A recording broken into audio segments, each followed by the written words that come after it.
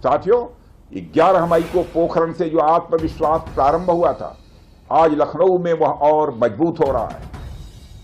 साथियों, अपनी बात समाप्त करने के पहले मैं कहना चाहता हूं, जिन भारत विरोधी और आतंकी संगठनों ने भारत माता के मस्तक पर हमला करके कई परिवारों के सिंदूर मिटाए थे, उन्हें भारतीय सेना ने ऑपरेशन सिंदूर के माध्यम से इंसाफ दिलाने का काम किया है।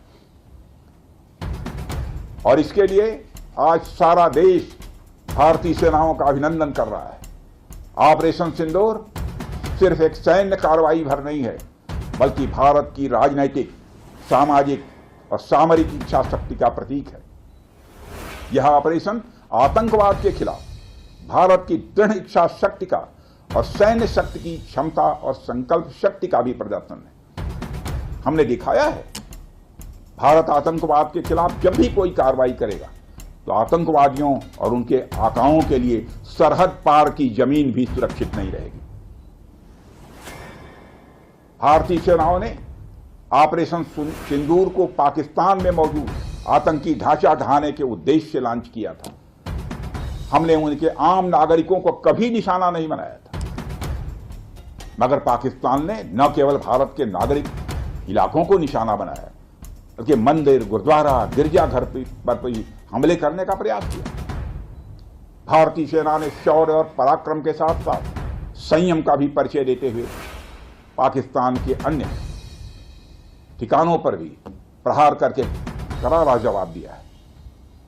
हमने केवल सीमा से सटे सैन्य ठिकानों पर ही नहीं कार्रवाई की, बल्कि भारत की सेनाओं की धमक उस रावलपिंडी तक सुनी गई, जहां पाकिस्तानी फौज का हेडक्वार्टर मौजूद है।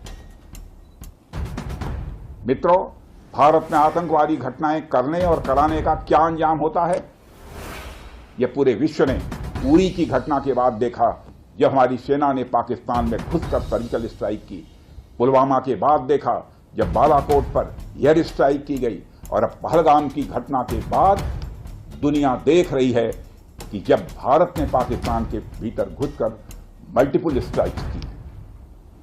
आतंकवाद के खिलाफ जीरो टॉलरेंस की नीति पर चलते हुए हमारे यशस्वी प्रधानमंत्री श्री नरेंद्र मोदी ने स्पष्ट कर दिया है कि यह नया भारत है जो आतंक के खिलाफ सरहद के इस पार और उस पार दोनों तरफ प्रभावी कार्रवाई करेगा। यह हमारे प्रधानमंत्री जी ने स्पष्ट रूप से यह संदेश दे दिया है। मैं एक बार फिर से